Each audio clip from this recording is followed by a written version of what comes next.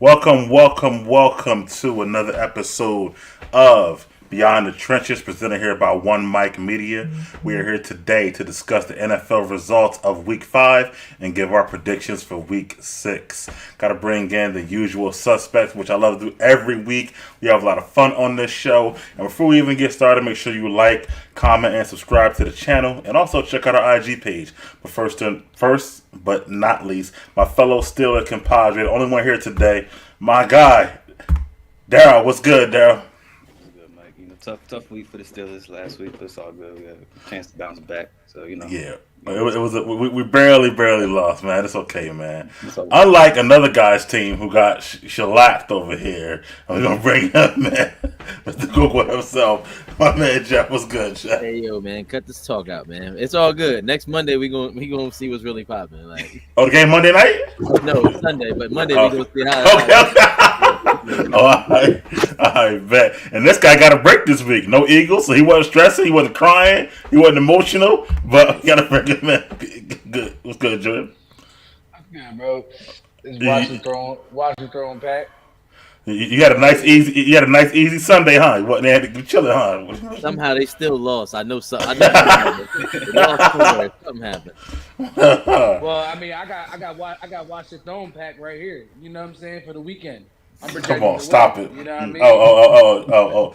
Yeah, Watch the throwing you pack. writing the check he can't cash. Don't worry. That joint gonna bounce. Don't worry.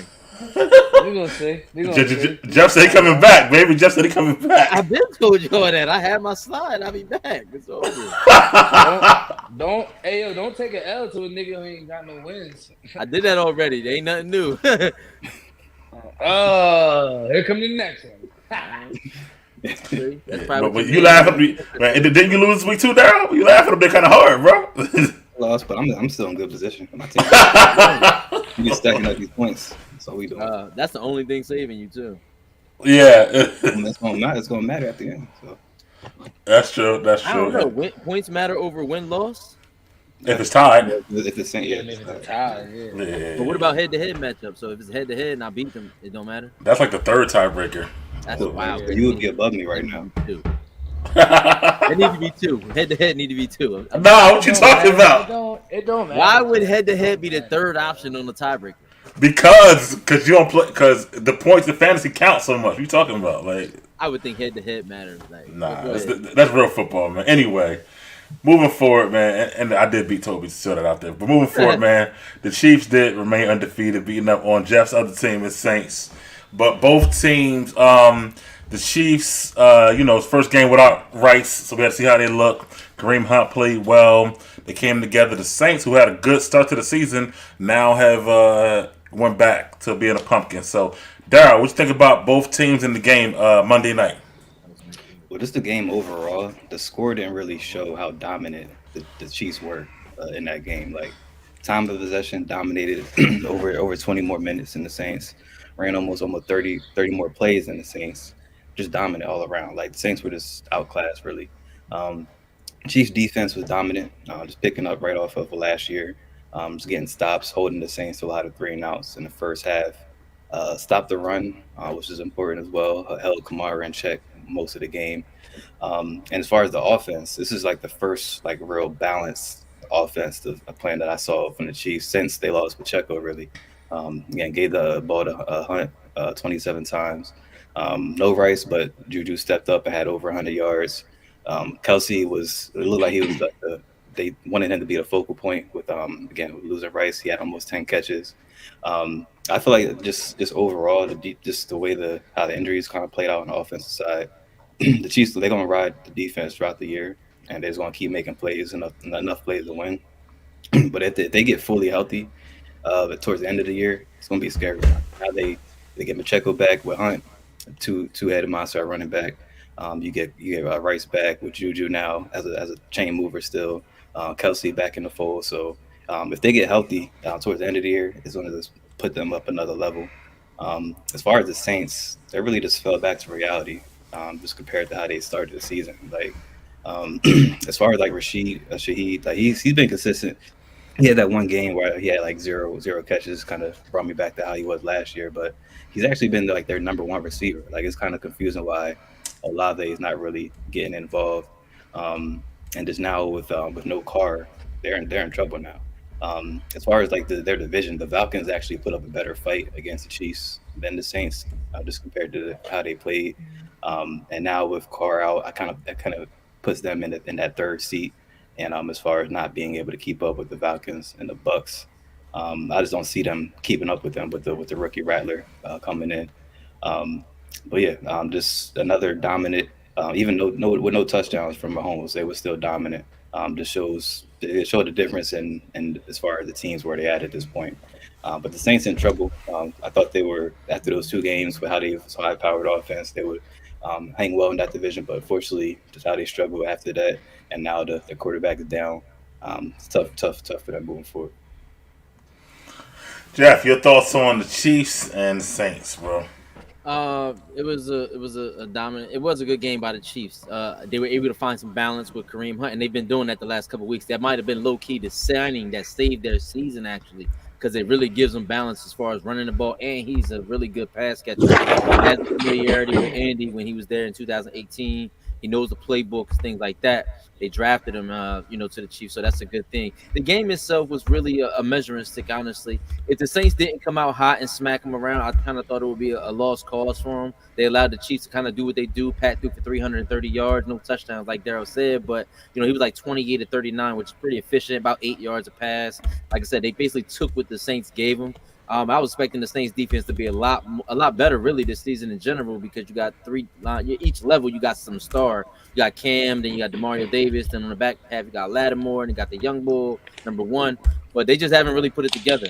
Derek Carr isn't explosive. They could have probably benefited from having another playmaker. I think Chris Olave will come around at some point. I think honestly at this point, I think they'll be so far down in the standings they'll start playing catch up. So you'll start to see them throw the ball around a lot. Andy Reid's play calling is really steady. He does the same. He does what he knows works. He went back to Kelce this week, which is pretty good. Kelce with the crazy lateral this week, which is bonkers, for like 3rd and 22 to P. Ryan, which almost got the first. So that was good to see. They still got some tricks in the bag. And again, like I said, this is a steady ship for the Chiefs. They're just trying to win games, trying to see what works out. I think they did this last year too. Me and Jordan, mentioned it as the season went on, how the Chiefs just really going into the bag of the playbook just to see what works, what doesn't work, how they feel about it. And, at the end of the day, this is a game where you see two teams heading in opposite directions. Honestly, the Saints are likely going to find themselves in the third place in their division, and the Chiefs will be in the first place with the Raiders second. I don't know if y'all called that or not. Jordan, what you think about the Chiefs and the Saints, the game and the rest of their season, bro? Nah, yeah, I mean, everybody made good points as far as both teams. With the Chiefs, they just could, find ways to make, to win games, no matter who's out there. They remind me of what the Patriots were when they had Belichick and Brady. Where it didn't matter who was out there, as long as they had Andy and as long as they had Belichick and Tom, you knew that didn't matter what happened during the regular season in December, January, it was going to go through them. So that's just where they're at right now. They all have similar, great coach, great quarterback, great tight end, like great defenses. You feel what I'm saying? And then the Chiefs just got that great defense. You know what I'm saying? The last 2-3 years, they really started to come along. So. And then, right, just like Daryl said, with the now, picking up Kareem Hunt, and then Juju stepped up, when they get healthy, they're going to have Hollywood, Rice, Juju, Worthy, Travis Kelce, Pacheco, and Kareem Hunt. That is well-rounded to where, that'll be great. So, as far as the Saints,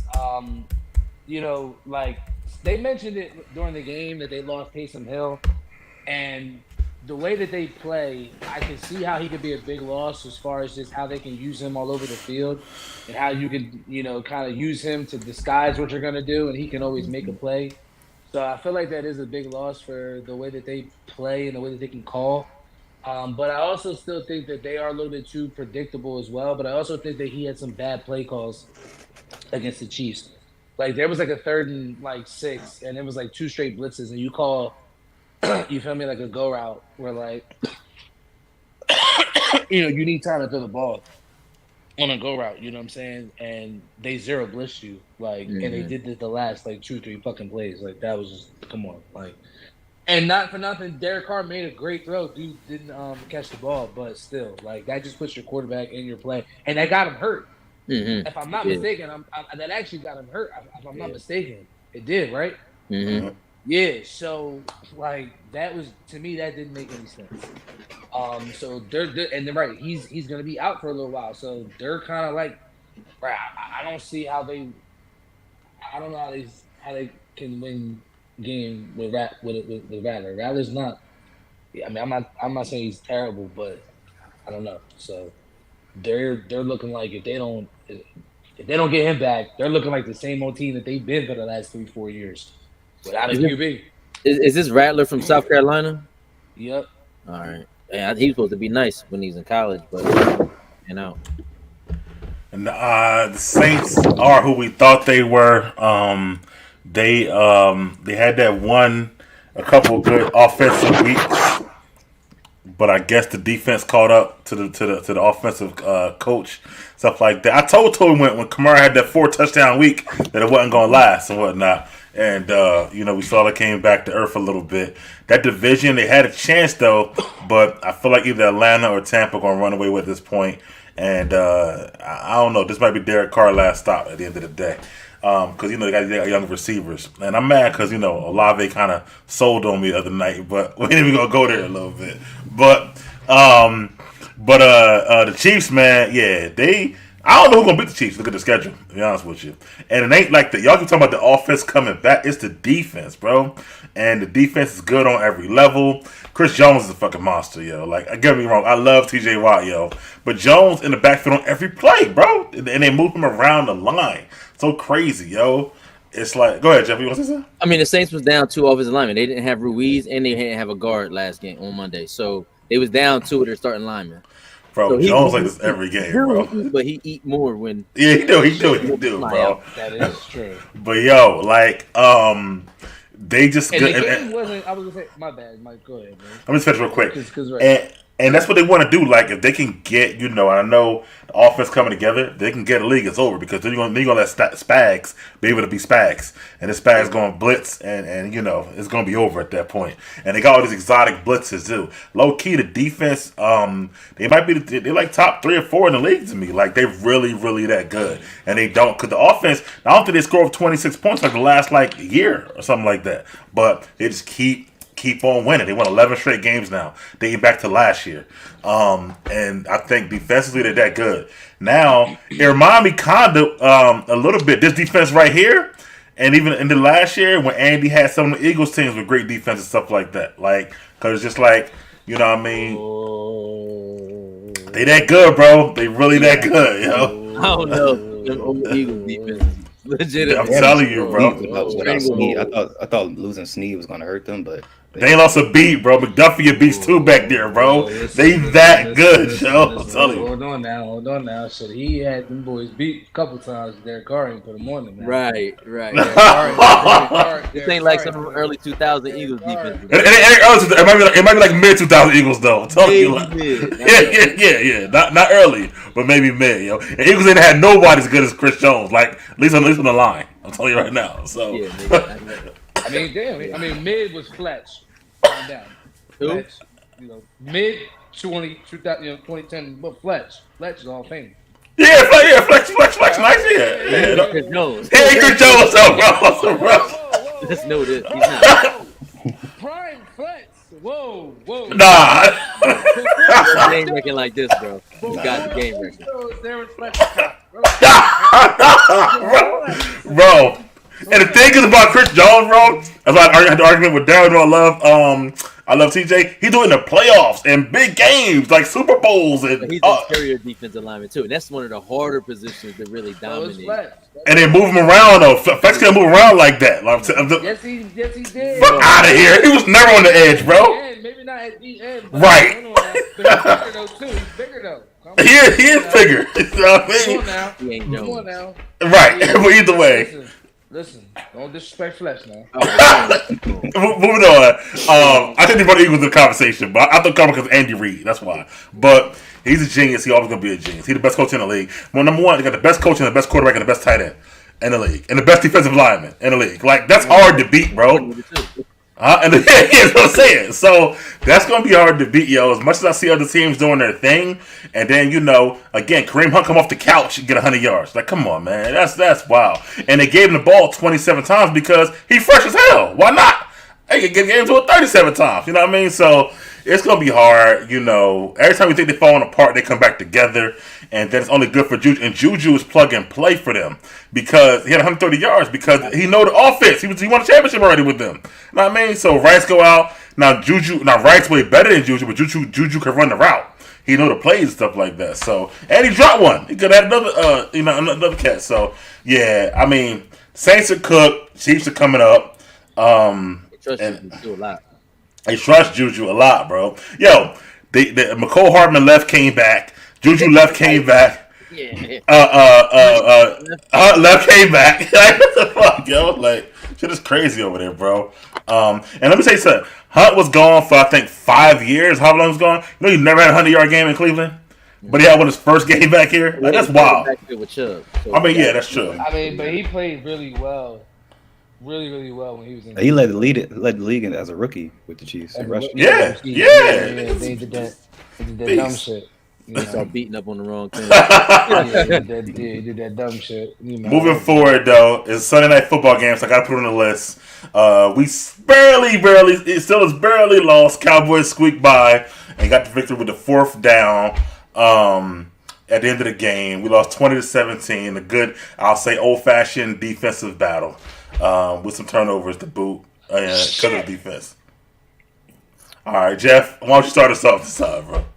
This was an interesting game. I thought that the Steelers would come out and show their prowess. I know people are going to attribute it to the delay or whatever the case may be, but this was a good game in my opinion, for the microscope of Justin Fields. Like, this is one of those games I was expecting him really to take off, have a 100-yard rushing game, maybe 2 touchdowns, things like that. He was looking a little frazzled, man. He was looking a little different to me, a little different than what I've been seeing the last couple seasons, the last couple games. I know everybody was like, "Oh, he had a 300-yard game last week," but I was like, "Yeah, I don't think he's gonna have that this week again." And he might not never have another one. He might not even see the whole season, to be honest with you. But it was interesting that Dak is just so good, man. I think the media destroys his whole entire his image, everything. I mean, I know not in the playoffs, but during the regular season, man, he was all pro last season, man. He's a pretty solid quarterback to have. I mean, 32 teams in the NFL, and not everybody has a good one, so I'm sure there's some teams that would afford to have him. And I think that let me go back on the Steelers, though. Najee Harris has got to give more, man. He just doesn't give enough to be that. He's slow to me. Yeah, he is slow, and he's a bruiser. And that's why I think when the Steelers lost Warren for the weeks that he's out, that takes away that change of pace that they normally have. Because I think Warren catches the ball better, and he's faster, a lot more shiftier. And I think that shiftiness will work well with Justin Fields because he's fast and gives the dynamic that he can possibly run. So it'll confuse defenses. But the Steelers, I mean, they had their opportunity at home and they blew it. I mean, that's just what it is. They couldn't convert on 3rd down. Justin Fields missed a lot of open throws. We saw another display of why George Pickens is still immature and not really ready to be a number 1 receiver in this NFL. The defense was there. I mean, they was on Dak's ass. They was sandwiching Dak, Herbig and JJ Watt. I was like, geez, and it seemed like it was back-to-back plays, but they just couldn't get that one stop when they needed it. And, and this is interesting. We'll continue to watch that and see with the Russell Wilson thing, how that plays out. But the Cowboys saved their season. I think going down 2-3 that night, I think that would have been maybe bad for them. I think that win kind of propels them, to have a better opportunity. They got the Lions this week. I think that's going to be a really good time for the Cowboys at home in Dallas. So this game, it was ugly. It was rainy. It was a mess. But, good teams win no matter the circumstances. Whether it's raining, snow, your best quarterback is gone. His mama ain't cooked the green beans like he wanted to. Whatever the case is, good teams win. And the Steelers just show they have room to grow. So we'll continue to watch that. I'm going to Jordan this time. Yeah, I'm glad you actually came to me. So For one, I came into this game thinking that it was going to be the type of game that it actually turned out to be, and I thought it's in Pittsburgh. Like the Steelers, good defense. Dallas backs are against the wall, like Jeff said. You go down 2-3, you start to lose control to an extent early in the season. So it was the type of game that I felt it was going to be, and I thought that the Steelers were more equipped to be able to win that type of game. I thought the defense let them down on the last drive, plain and simple, because they had the game won, and Dak Prescott went down the field and did what he should have done, given the money that he was given. Mm. And that's what he was paid to do. So at the end of the day, it doesn't necessarily tell me that the Steelers are worse than what we maybe. I think the Steelers are actually good. Um, and I think the Cowboys are decent. I don't think they're good. I think they're decent. I think they went up against a good team, and their best part of their team let them down. In all reality, which happens. But they're what? You guys are 3-1, or what? You Now guys we're are 3-2. Yeah, 3-2. So I mean, AFC 3-2, second in division, wild It's like half of the card. league right now, That's 3-2. that's half the league exactly. So 2 game like slide though. that just told me that honestly, to be honest, that actually gave me more confidence in the Steelers. Wow. Because it was a big time game. Justin Fields Monday night against Dallas. If Justin Fields didn't play the way he did, they would have got smoked. Because Dak Prescott had 350 some fucking yards. Mm-hmm. So that's what I honestly thought about the game. Daryl, man. Come on, Steeler fan. What's up, man? Going with the homerism. Nah, I'm gonna keep it real. I'm starting to get frustrated by these slow starts. Like, I feel like we're just being too conservative to start the game. Like, just trying to ease into the game, let the defense kind of take control, and then play off of that. But with the lack of run game, like Jeff kind of pointed out, only Najee, like not having Warren and Cordell passing definitely hurt. They do provide that quicker like burst through that explosiveness that you need at the running game.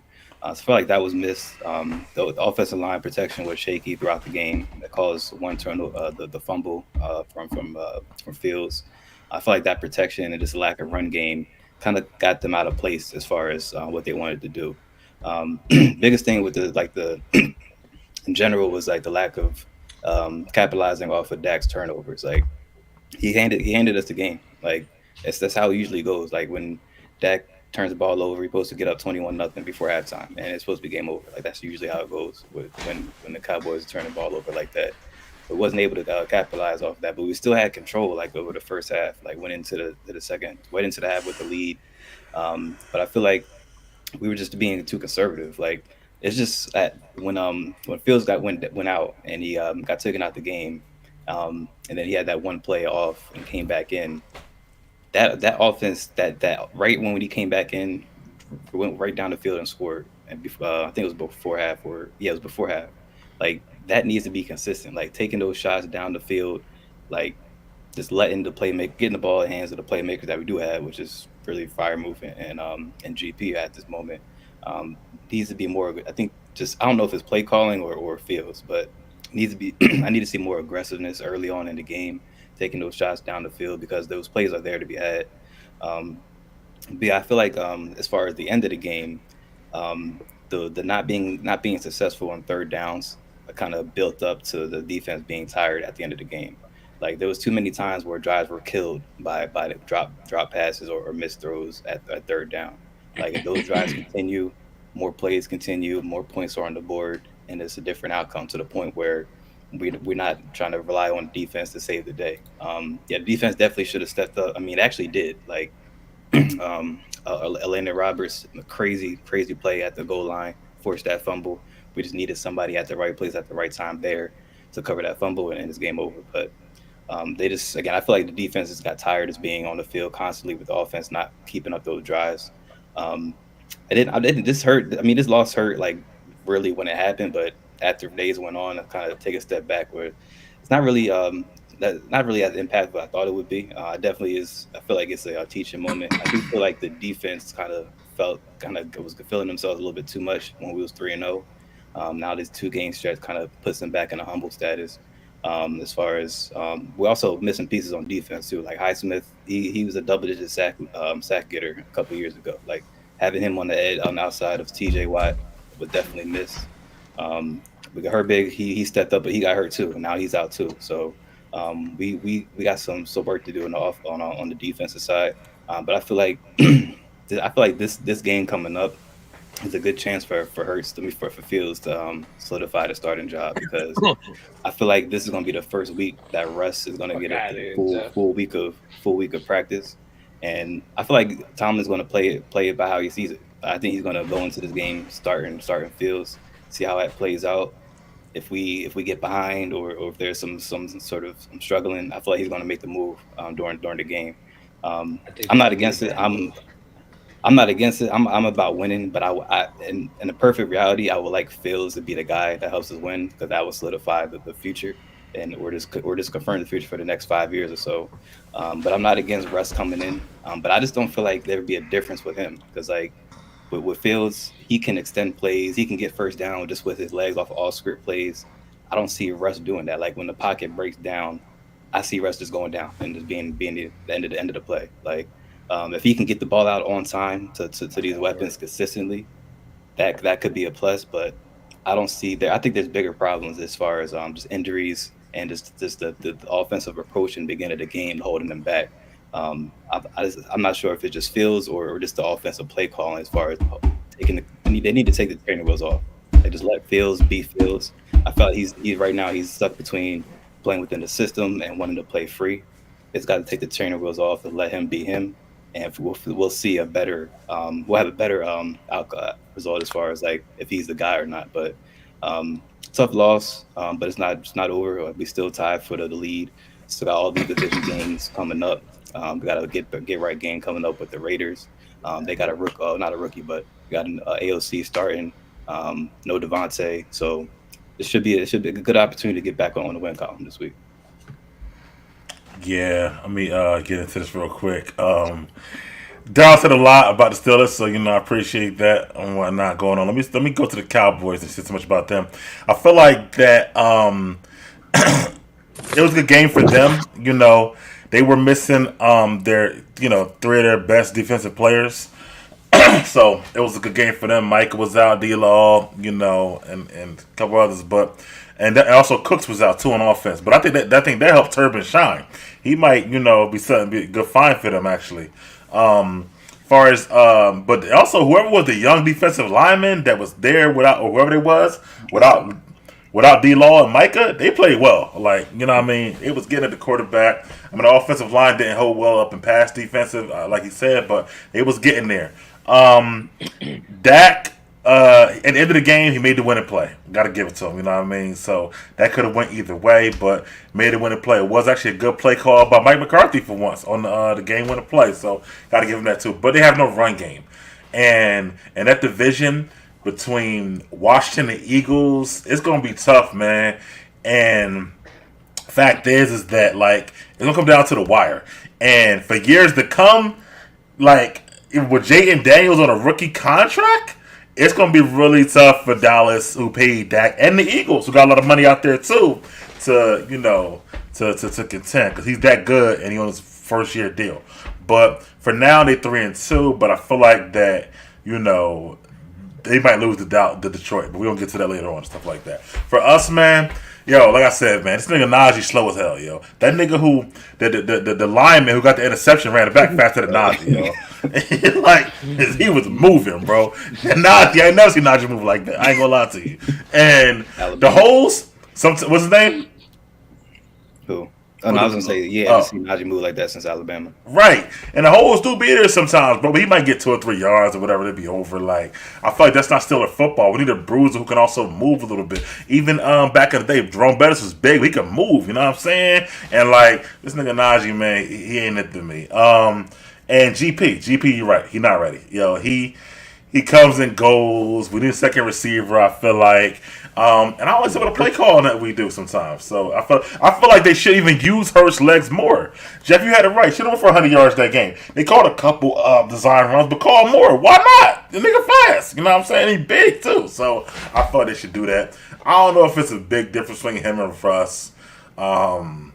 I mean, this week it is a good week to let kind of Fields get his last test. We're going against a crappy team this week, so shouldn't be too bad. We got a quarterback, nigga, ABC or some other name on the other side, whatever like that. He should get cooked, whatever. So don't worry about TikTok, and you talk about us. Come on,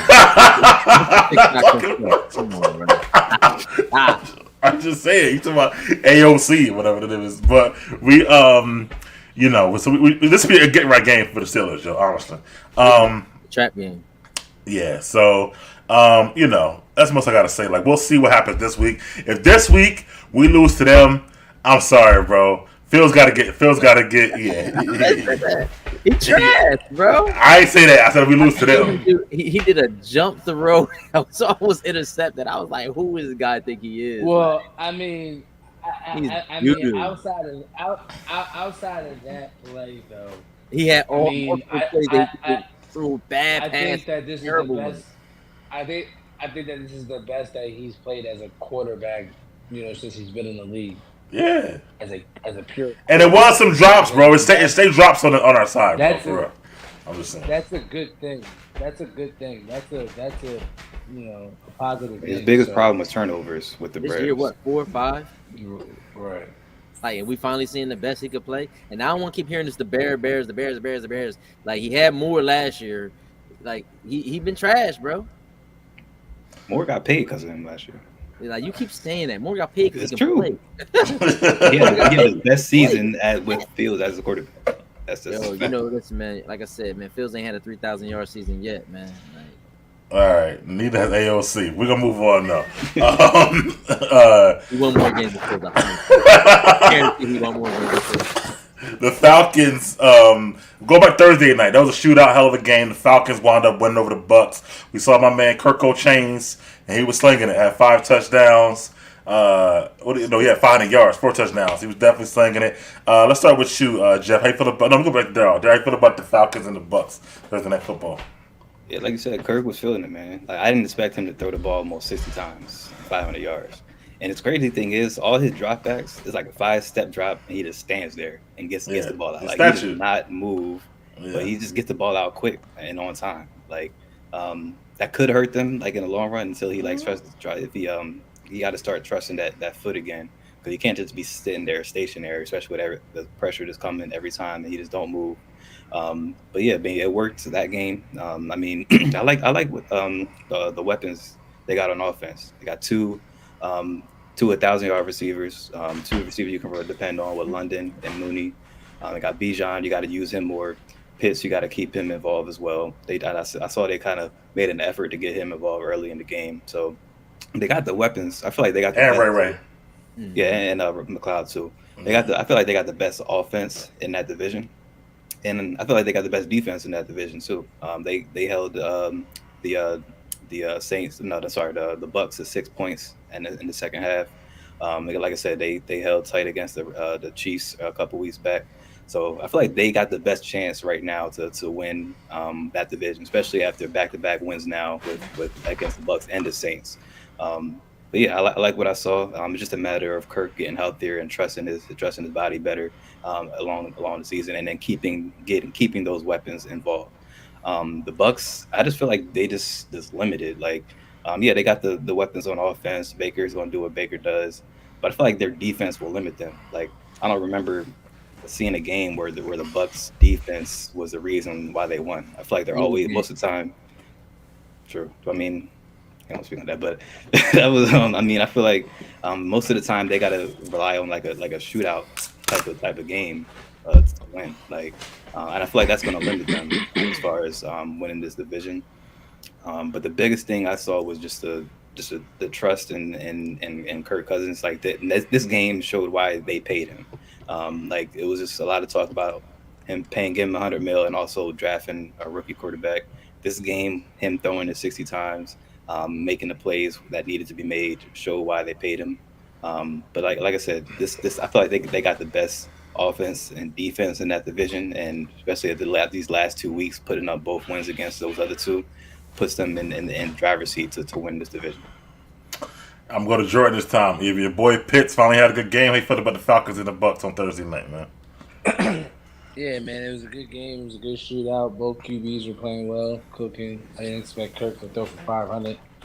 That was nice. Yeah, Pitts finally had a good game. We finally saw Drake London have a great game. So I like that. You feel me? They can get them two going. You feel me? And they fucking best player in Bijan Robinson. Then we'll be all right. You feel what I'm saying? I know you got Kirk Cousins. You feel what I'm saying? I know you want to throw the ball, but goddamn, you feel me? Can we get my boy the ball? You get what I'm saying? But you know what I mean? Both defenses, you feel me? Swiss cheese, holes in both of them. You know what I mean? Both teams. You know, and I thought the Falcons actually had a decent defense. I thought they had a good defense, but even though they held Baker under, you know, they held him under 250. Yeah. He still had what I think like 3 touchdowns, 4 total touchdowns. turnover. I think I'm not sure. No turnovers. Yeah, no turnovers. Cooked them. Yeah, so you know, and they lost. You know, kind of. You know, I'm not gonna say they lost on a fluke. You know, Kirk Cousins. You know, that was a nice. You know what they did. You know, they had the pick. You know, they had the game won, and you know the offense did some bullshit, getting back the ball with a little time, and Kirk got it done. So hats off, and then you know the walk off. You know what I'm saying? OT. So hats off, but you know one of those teams. You know, one of those teams are going to win the division. The other two is going to be a wild card. The Saints are probably going to end up falling behind, probably without Derek Carr. So either one of them are going to win that division. Yeah. Jeff, what you think about that game? It was a really exciting game. I'm sick. I had Kirk Cousins on my bench, but I didn't need him this week. Shout out to Les Welker.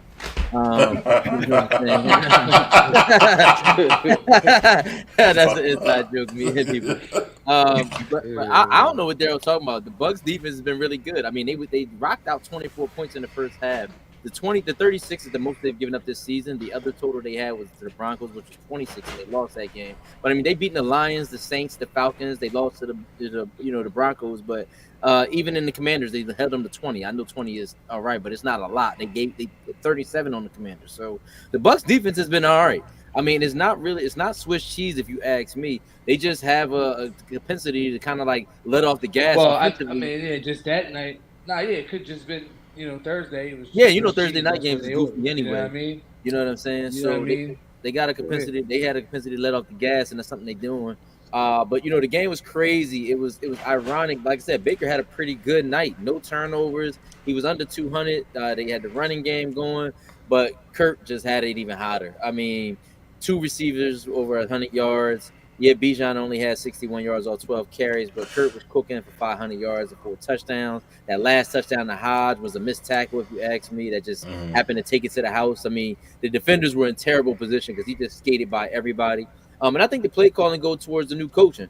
You know, like you said, Jordan, they want to give Bijan the ball. They should, but they're just not giving it to him. They're not having enough creative ways to get him the ball, like screens, maybe put him out as a receiver, things of that nature. They're just not facilitating the pre-snap on where they have Bijan at in the right way, if you ask me.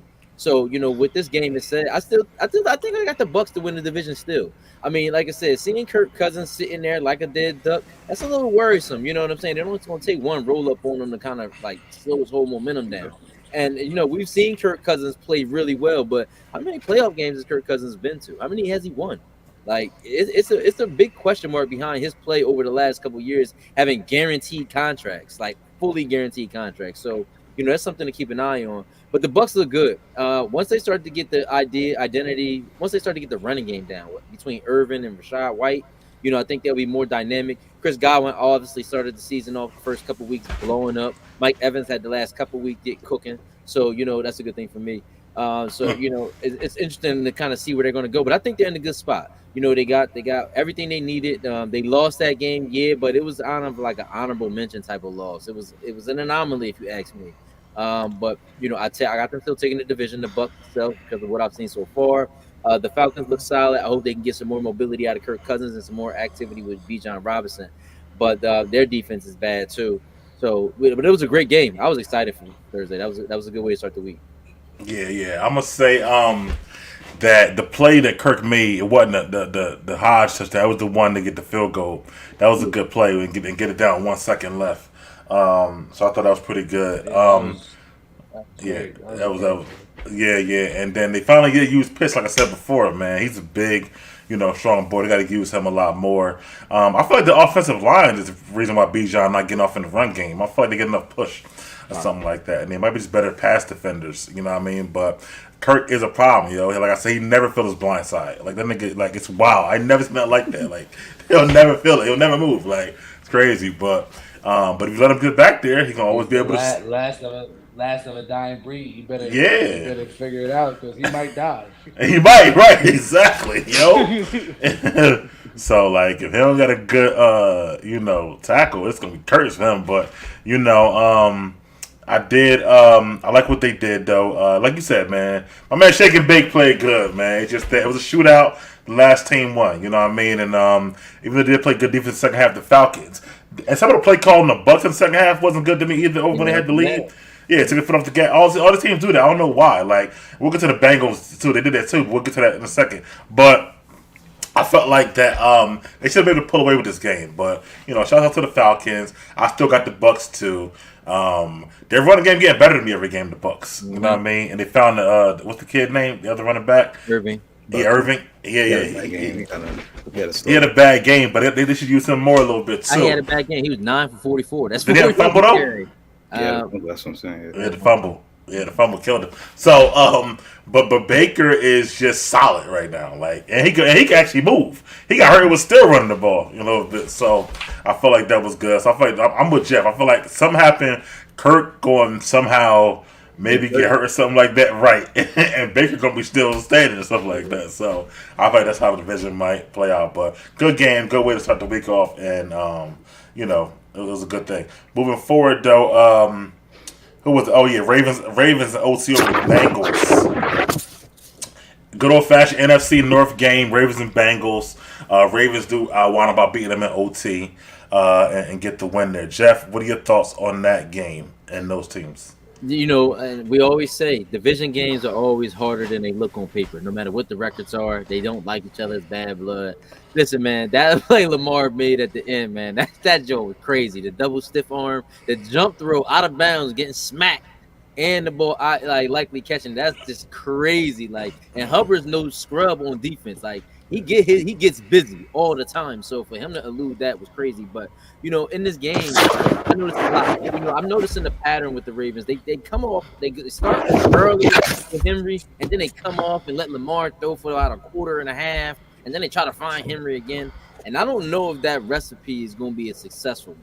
I think you got to keep Henry integrated into the offense throughout the game. I don't know if it's throwing screens to him. I don't know what you want to do, but you're going to have moments where people going to key in on Lamar. And listen, I am on the record saying Lamar isn't the greatest of pocket passers. Like, he misses wide open throws. He does the McNabb a lot. Dirt throws, high throws, way out of the box throws. They just wide open players. So until he gets that together, it's going to be tough for me to kind of like be able to sit back and say, let Lamar cook.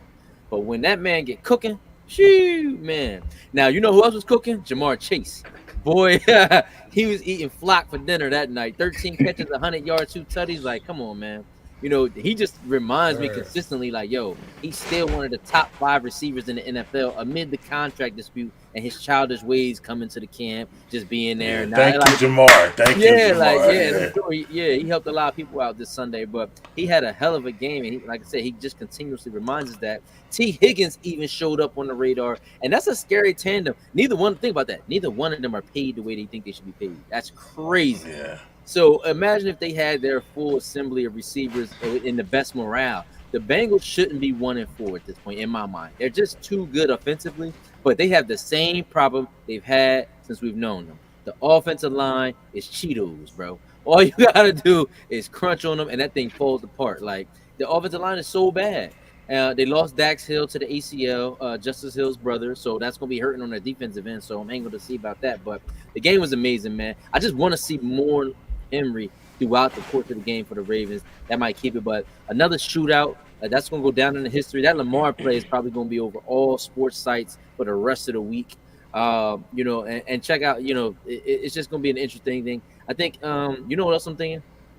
John Harbaugh, his voice might be getting a little weak.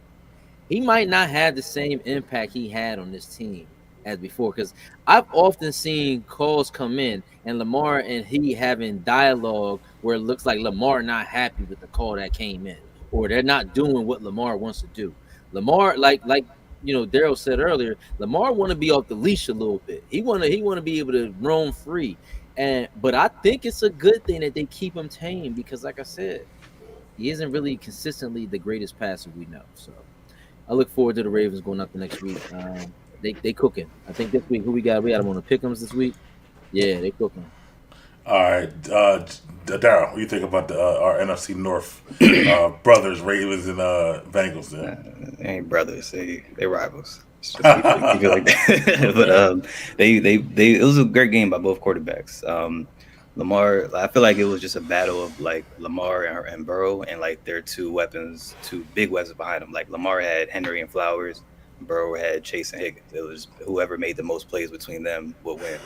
And Ravens usually find a way to lose these close games. Like over the past couple of years, like they make a turnover or a bad call that gives the other team the advantage to take over. But Lamar, I like what I saw from Lamar as a passer. Like he had to make plays passing the ball to keep up with Burrow in his game. I like what I saw, especially with that play that Jeff mentioned. And what stuck out to me is like if the Ravens get Devontae or had Devontae in this game, it might take them over the hump. Like all this, I feel like that's what they're missing as far as like that go-to guy. Like I said, no one's scared of really Zay and Bateman on the outside. But if they have a go-to legit like game wrecker like Devontae on the outside, put that with Henry, that could get them over the hump. But they gotta make that move for it to happen. But I like what I saw from Lamar specifically. No turnovers, 4 touchdowns, and for the Bengals, I feel like this was the first like legit game with T Higgins at full health, with Chase back too. I don't think it's over. I know it's tough for them. I feel like this is. I mean, it's kind of already set in stone. This is the last year that they'll have both Chase and Higgins. So I feel like they didn't want to start out 1-4, but I don't think it's over. I feel like winning the division might be out of the question now, but not wild card.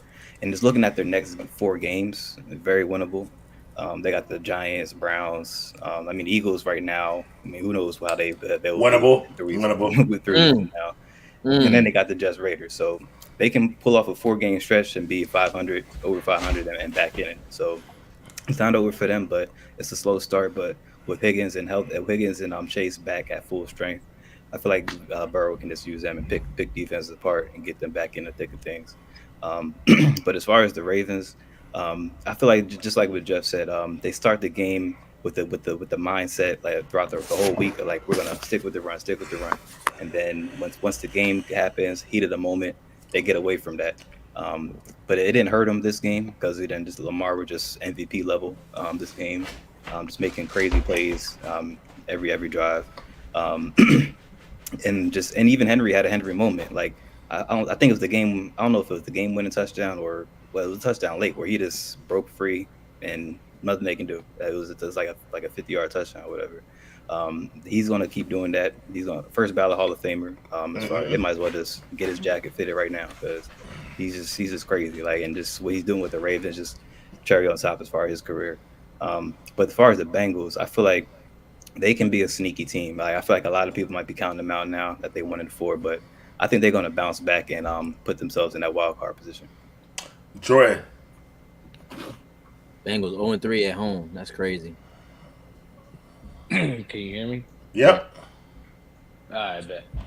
So I mean, everybody, like I kind of agree with everybody, like as far as like each team, like the Bengals, like just don't seem to have any rhythm. Like as far as offensively, like they have rhythm. Both defenses didn't play well at all, but it just doesn't really seem like they have like just they lost something. I don't know what it is.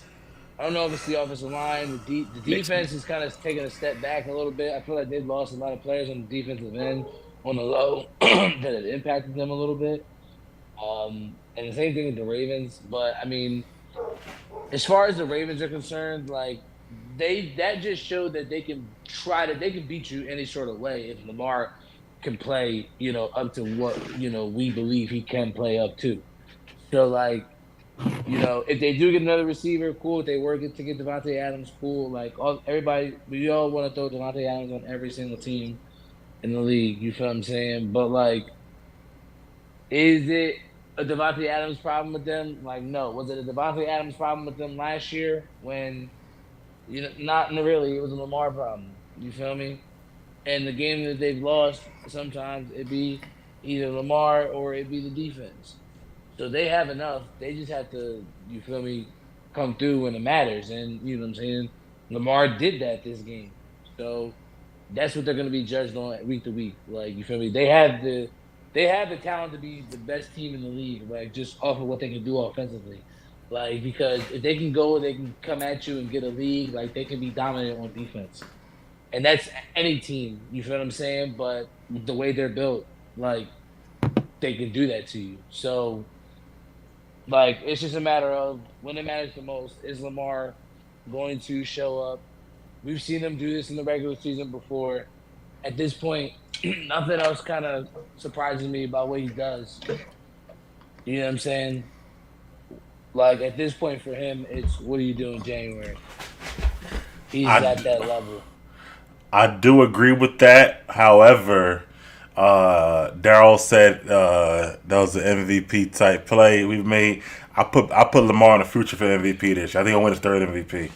That's no, I really, really do, bro. Like Jaden, I'm telling you, he's still Jaden the rookie. They ain't gonna give it to him, so it's gonna be Lamar, bro. Nobody's else the front runner, and Lamar making plays, bro. Put the future right now plus 650. I'm just this.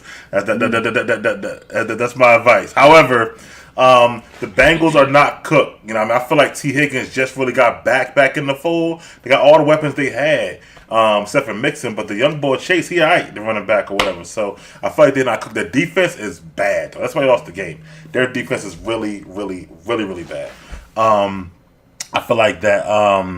But Joe played well, man. Joe was doing good. He had the one bad pick. Actually, pick when he bad. He just made a play. Right. Humphrey made a play, but that was the offense. And then what made me mad was when they had the ball ready to win, they ran the ball trying to get a field goal, and the John got blocked or whatever, or he missed it. I forget what happened. But either way, like, they should have been aggressive. Like, they got Chase and Higgins. Like, why y'all running the ball for a 54-yard field goal? Like, that was wild to me.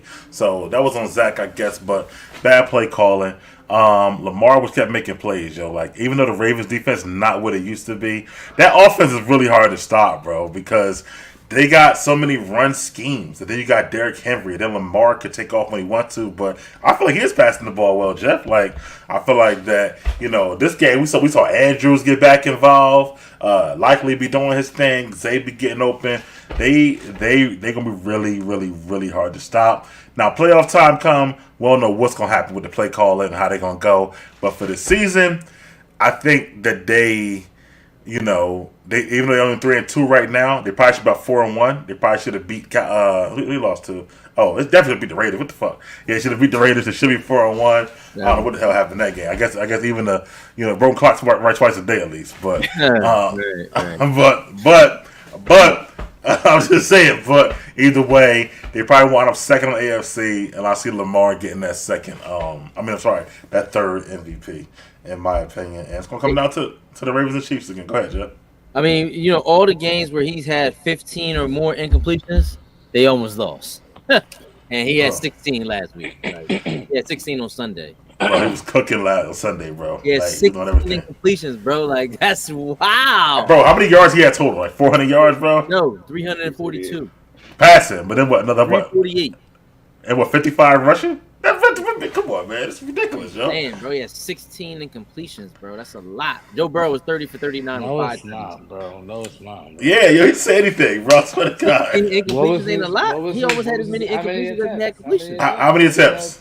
How many attempts? 42. 42. Yeah. So he was 20. What he was 20? What? 26 It's 42. Yeah, that's 26 not and that great. 42? That's not That's that like great, 60%. bro. That's barely That's- 60%, bro. Like, That's it's not that fine. great. That's fine. That's fine. When you get 55, we have 347 yards, bro. Like, As long as those That's incompletions are turnovers, I'll take it. 26 and 42 is fine. I mean, that's Yeah. almost half. Bro. he throwing big passes though, like long. He'll throw like big and ducks though. He And get it that's done. cool, but he throwing a lot of incompletes too.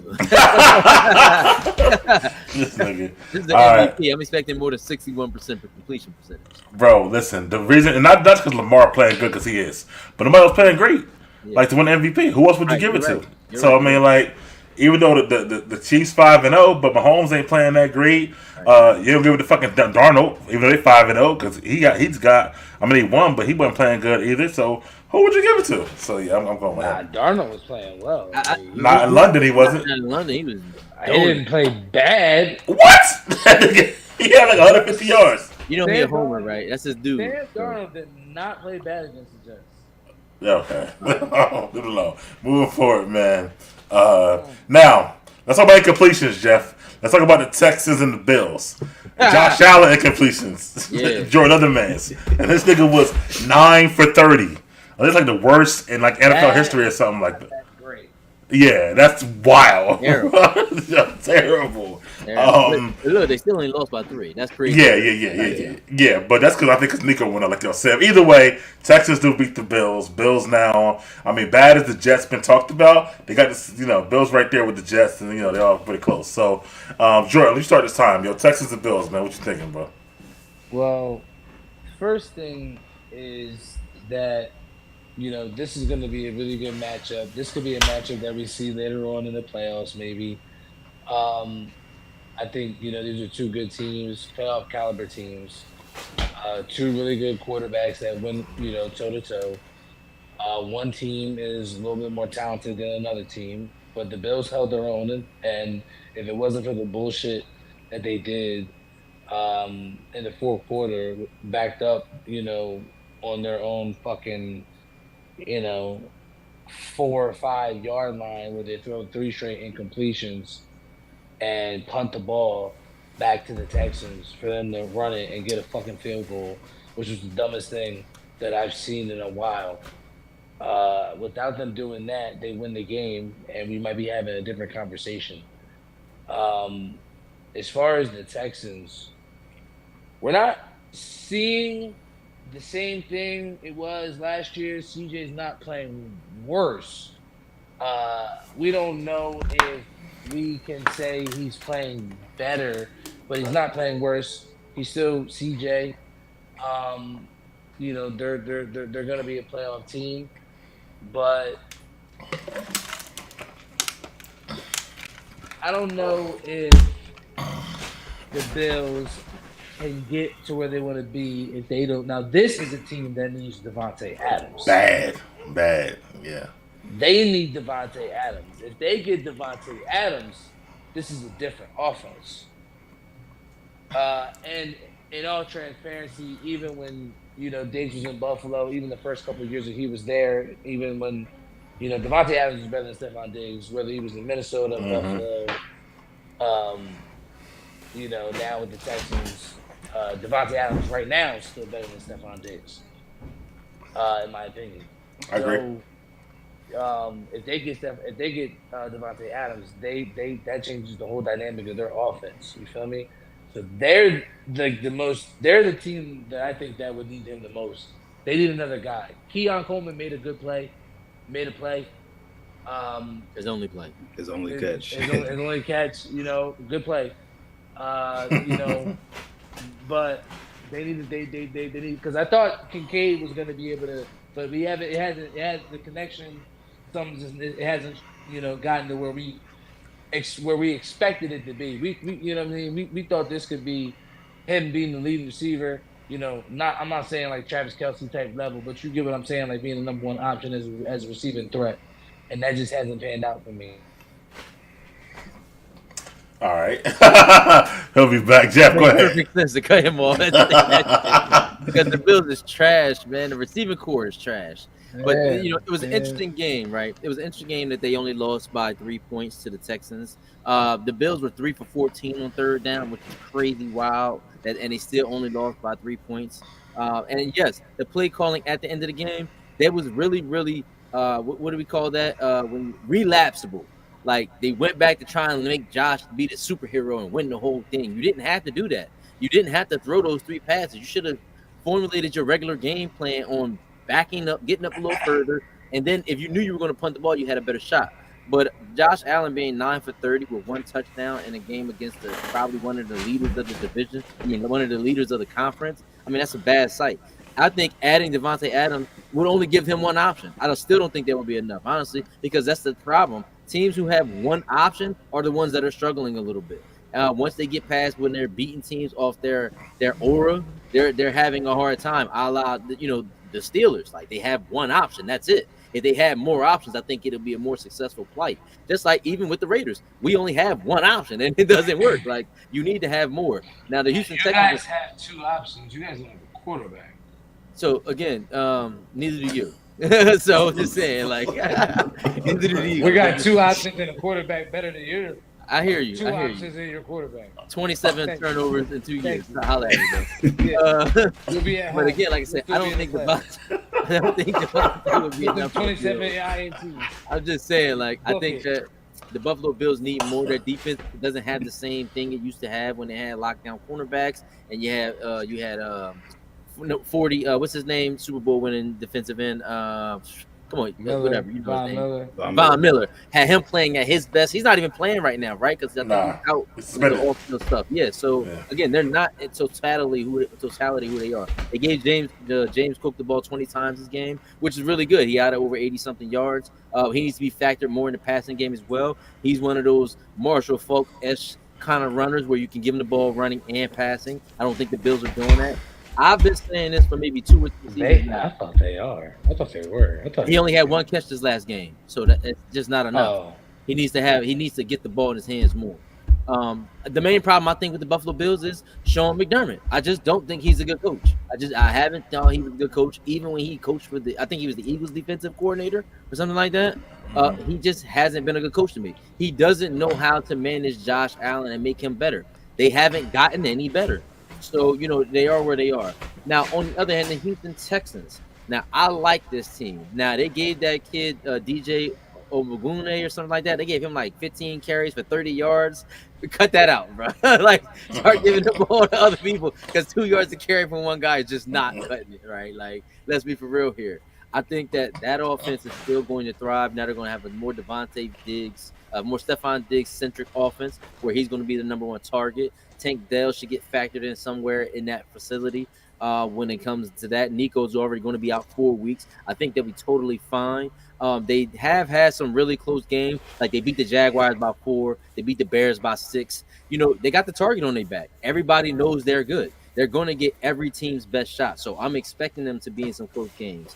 As far as Stroud goes, we were talking MVP before the season started, Right. And I think he can still be on that trajectory. Let's not put the whole season of a microcosm in a couple games because he's had 300-yard games on multiple occasions and multiple touchdown games this season. So he'll be able to get that thrive back. Maybe Diggs will turn back the clock and be who he was in Buffalo, or maybe in Minnesota. But the Texans are in a good place, 4-1. Their division is dog shit, as Jordan would say. You got the Jaguars, the Colts with old-ass Joe Flacco. The Tennessee Titans are just, who are they? And then you got them in there. So, that division is easily winnable for them, but they really do have to prepare for some harder tests. And I think beating the Buffalo Bills, what we would schedule as one of the elite teams in the league, one of those harder tests, and they'll be fine this season. Go ahead, Daryl. Yeah, I'm gonna start with the Texans. I feel like every game so far with the Texans start off with a big play to Nico Collins for a touchdown. Like that's how they start off every game, and it's happened the same with this game. But once he left, I feel like the offense struggled.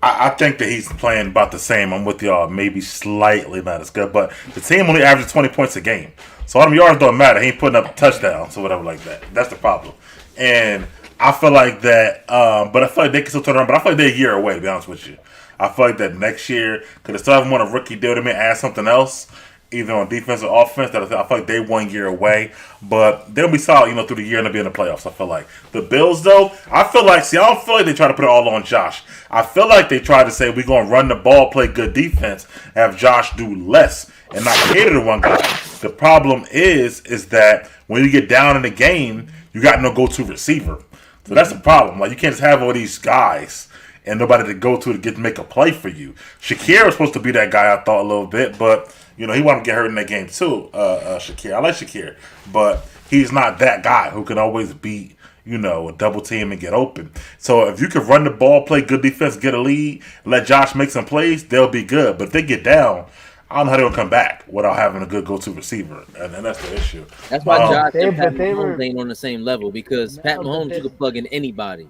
You can't do that with Josh Allen. But part of that is also Andy Reid. He don't got Andy Reid. They were in that game though. They were down at first. They were down 14 donuts. Yeah, but that ain't getting smacked. That's down 2 touchdowns. That ain't getting smacked. 17-3 going in a half. That's it. No, that's 2 touchdowns. That's easy money. They ain't getting smacked, bro. That ain't you ain't getting punched on being down 2 touchdowns. If Nico stayed in that game, it wouldn't have been close, in my opinion. I mean, but could have, would have, I'm gonna say this: McDermott is a good DC. I feel like that head coach is a little shaky to me. Yeah, he's a good DC, but I feel like head coach is a little shaky to me because defense is still good. Like the Bills don't get blown out; they never get blown out, bro. Like I think one game with the last game, but the Ravens. Okay, but before that, go back like to last year, this year, like they never get blown out, bro. They got like 1 touchdown games, all their losses or whatever. But I think it's going to be. I mean, the Jets will help them out in the division, but listen, Miami's still in and Tua coming back, so I don't know, man. That division can go because they got the win. So now Miami 2-3. Hey, fucking the Jets 2-3. What? You heard that? You heard he just said now. Listen, Tua coming back. remember that comment? Bro. Tua take 1 hit, he's done, man. That's not playing. His life. You better hope Tua come back for Tyreek Hill, bro. Because he ain't been good since then. I ain't doing too shabby without him. It is next week, though. I think right now they see the value in Tua because their offense been trash since he left. I'll be honest with you. Be the MVP. but nevertheless, Houston will be there right at the end of the game. Buffalo, they might be up and down all season. That's what I feel like. So moving forward, though, Vikings who are 5-0, they beat the Jets in London, which then led to Coach Saleh being fired. Jordan, let me go back to you, man. Your thoughts on the game, if you want to talk about or the Jets and Coach being fired, man. Well, I'm going to talk about it all real quick. First of all, I'm going to start with the Vikings. The Vikings are the prime example of great coaching. You have Kevin O'Connell and Brian Flores. This is not a. I'm not going to say this is every team has talent, but it compared to other teams that are 500, i.e., this team right here, has more talent than the Vikings, and they're 500. But you look at the Vikings, and they're undefeated because of coaching. So I want to shout them out because I don't think anybody really expected that, and Sam Darnold is having a resurgence. And that's an interesting dynamic because they drafted a first-round quarterback, and Sam Darnold is still young, and he's playing at a really high level right now. The Jets, the fucking Jets. First of all, we have to admit, Aaron Rodgers is not – obviously, he's 20 years old. He's not the same. He's lost a little bit. All right. A little tiny bit. It ain't a lot, but he's lost a little bit. Aaron, you're not going to throw the ball 40 times, everything, sling it, run around. You're not that anymore. You can only maybe do it maybe 1 or 2 times. He did it against the Vikings 1 or 2 times, which was for a touchdown, and they needed it. But I don't know if it's going to be as consistent as much as they need it to be because he cannot fill in the holes that they have.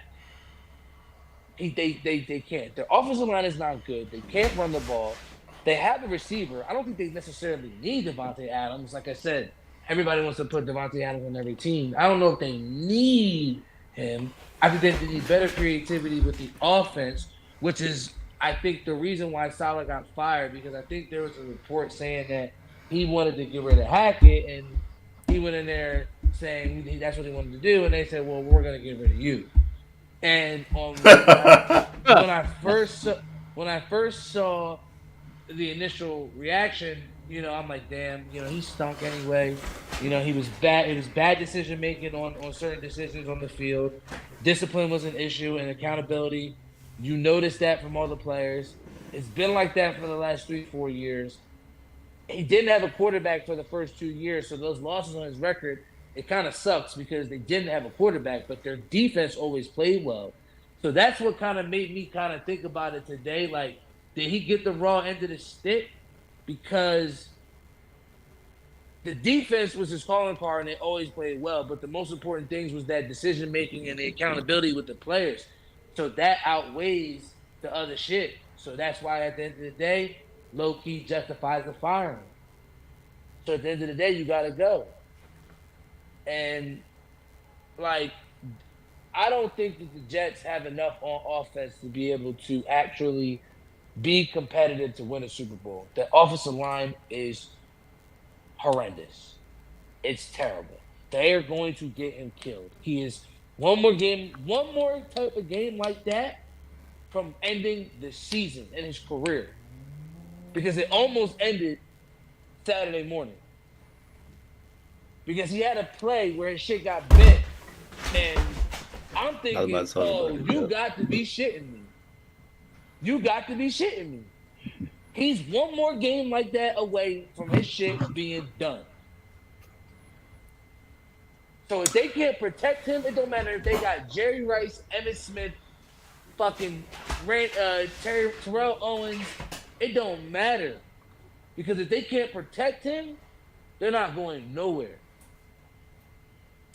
All right, go ahead, Daryl. Let's talk about it.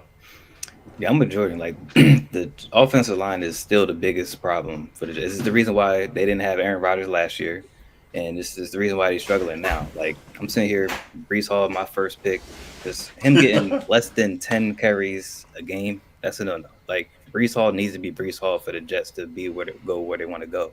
Like they got to fix that problem first.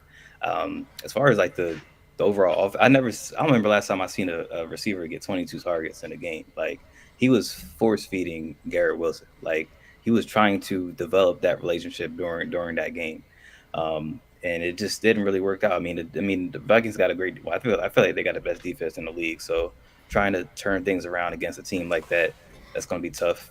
But it all starts with the offensive line. They can't protect Rodgers. Like Jordan said, I'm surprised he was able to walk off the field after that play. Like I thought his leg snapped just based on how it ended, how it folded up, and how he reacted. Like I feel like that was the win for the Jets, for him to walk off the field and not get hurt like that. That was the win for them. But as far as like their potential, their offensive line is holding them back. Like the defense has been the best thing about them. Like defense, they getting stops, making plays. But it's just that their offensive line is just fucking up everything as far as their flow of offense, running the ball and getting guys getting the ball out, just letting the offense flow. I never seen really as far as like me watching the NFL, I haven't seen any situations where a team makes a move for offensive line and that really changes their outlook for the season. That's something that gets worked on during the draft and off season. So I'm not sure how they get better in that regard, but with the way it is now, that's going to limit them for where they want to be. As far as the Vikings, really for both teams, I feel like they felt the effect of the overseas game early in the day.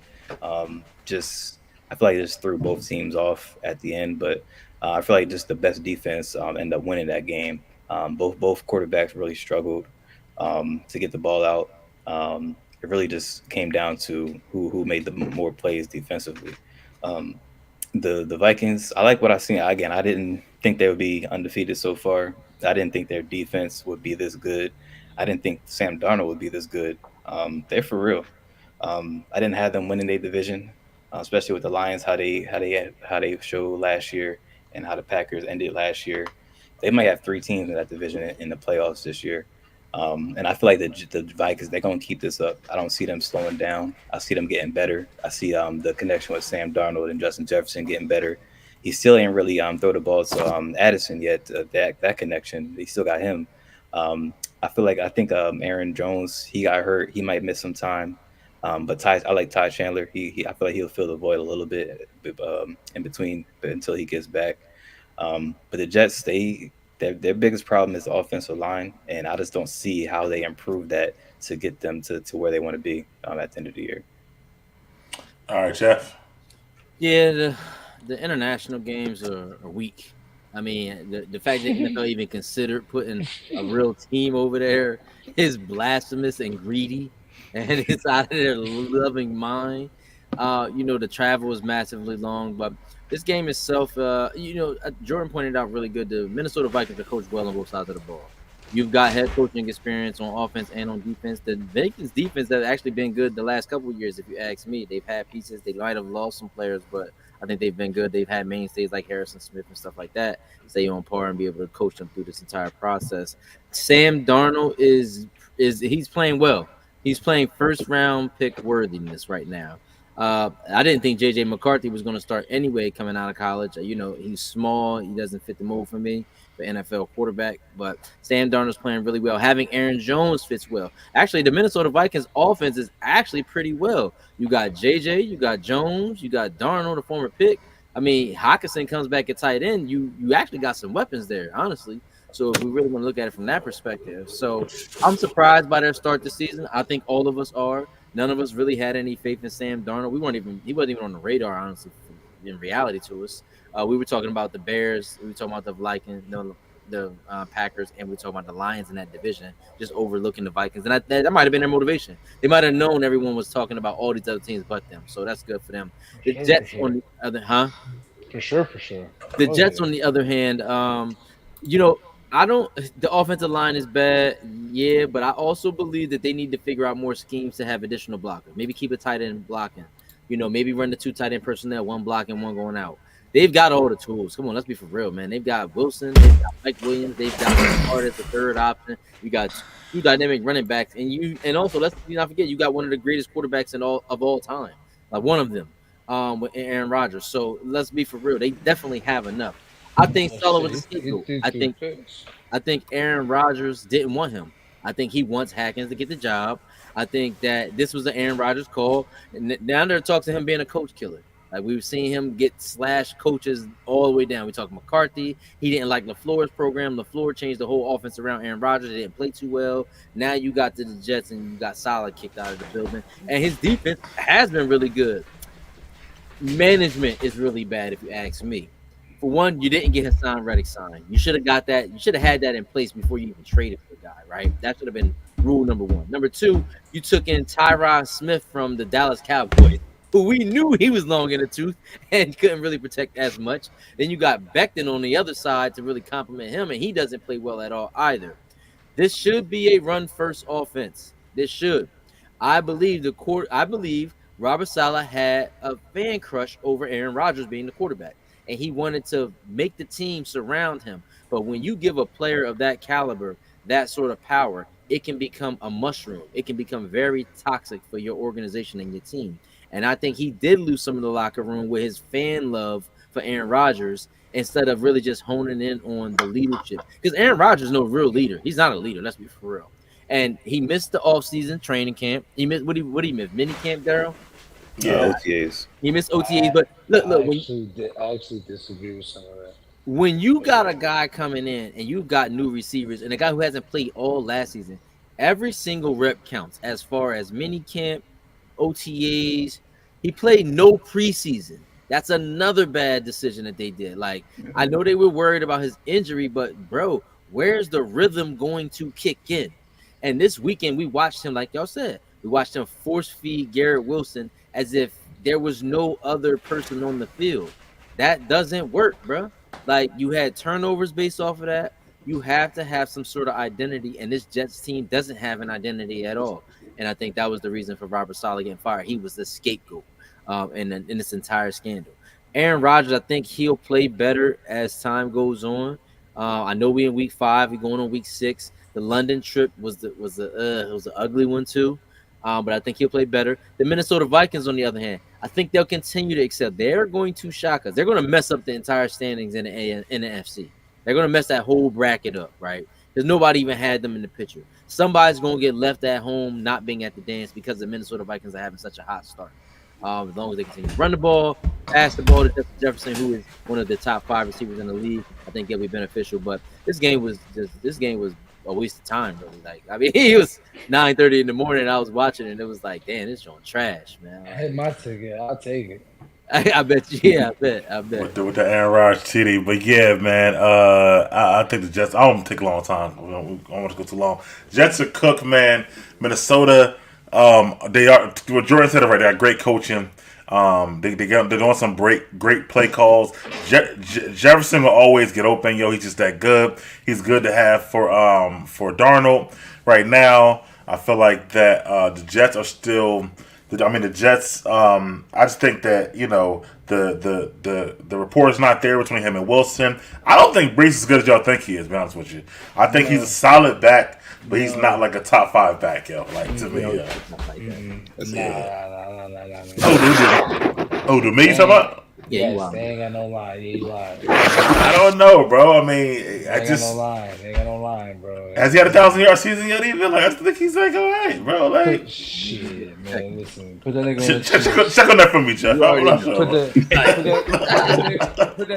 nigga on the Chiefs. Put that nigga on the Chiefs. You instantly say he the best back in the league. Yeah, man. I mean, look, man. He went from 463 his freshman year to 994 his second year, and that was no quarterback. So he hasn't had a 1,000-yard season. I was right there, right? Yeah, right. You are correct. He was hurt his rookie year. He got hurt his rookie year. Yeah, also my second year he had 994, bro. He's not a top 5 back, yo. He just Wait, but you No actually offense. preached about He was Najee there. Harris having a 1,000-yard season, so I don't know.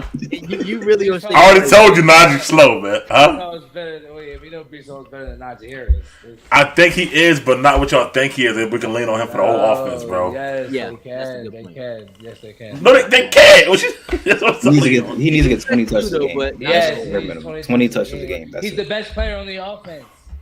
Nah. Yes. Wilson might be better, bro. Nah, he right. Brees Hall best player. He's the best player. He runs and he catches. Yeah.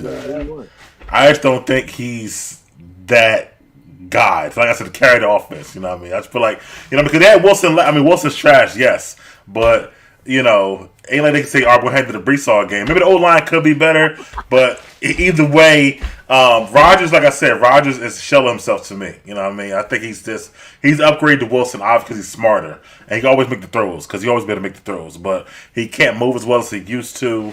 It's a lot, man. Jets have a lot of problems, bro, over there. So they not got an interim coach that never works. I don't know who's gonna take that job next year. I mean, I would try to go get Vrabel, Belichick, maybe, but I guess we'll see how that goes. But I don't know. I mean, Sirianni when he get fired, no, I don't know. Yeah. But we'll see He'll about be that. available.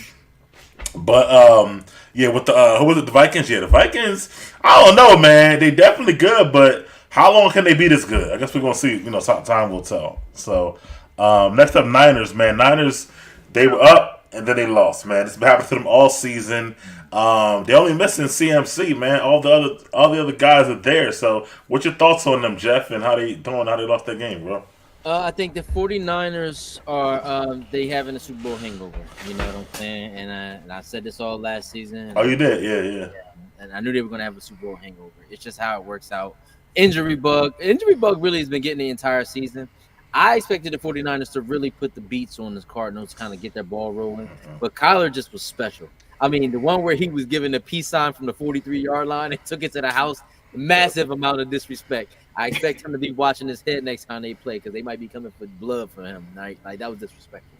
The Cardinals aren't that bad. They really aren't that bad. They have James Conner. They've got Harrison. They've got some players that you can incorporate to a team that has some sort of winning potential, right? But the 49ers, they were just in the Super Bowl. And I thought Juwan Jennings was going to come out the next game and he was just going to take over and become that new on-fire guy. That's not it. It might, you know what I'm saying? That's not happening. Mason is getting his 100 yards a game, but it doesn't have the same impact as McCaffrey getting 100. He doesn't have the same vibe on the field. Purdy is still playing pretty well. amid what Toby would say is a mid quarterback. He's still playing pretty well, but it's just the other parts of the team are letting him down.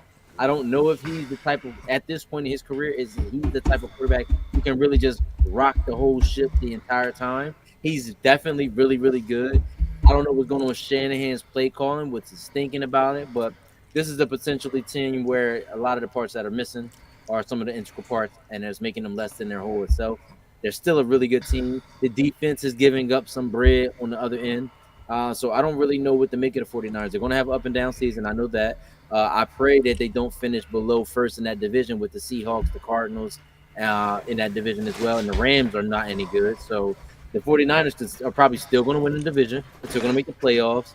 But they'll probably be going home a lot earlier. I don't see them getting back to the Super Bowl. The Stevens is the same. This game itself was a microcosm of their season. You might have had your players get their numbers and stuff like that, but y'all didn't pull it out in the end. And that's exactly what's going to happen this season. Jordan, Niners and Cardinals. I agree with the 49er take as far as hangover injuries. But I think as long as they're healthy going into the later half of the season, they'll still be a tough out, top 5, top 6, 7 team in the NFC. They're going to the playoffs. The Cardinals are not as bad as we thought they were going to be. They are not. Kyler Murray has matured as a quarterback. Marvin Harrison is a young number 1 receiver that he's going to continue to grow and get better. They have a young tight end in McBride. Connor is a slept-on back. He had a great year that one time in Pittsburgh, and he had some injuries and went to as long as he stays healthy, he's a great back. He's a big physical guy who can run between the tackles and catch the ball out of the backfield. And Murray is special. Like, he has the talent to be a top 10 guy.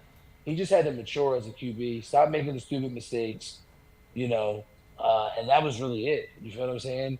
And now we've seen, early in before past years, Kyler come out first half of the season, play great, second half not so great, team takes a fall off. So we're gonna see how that progresses. Their defense isn't as bad as we think they are either.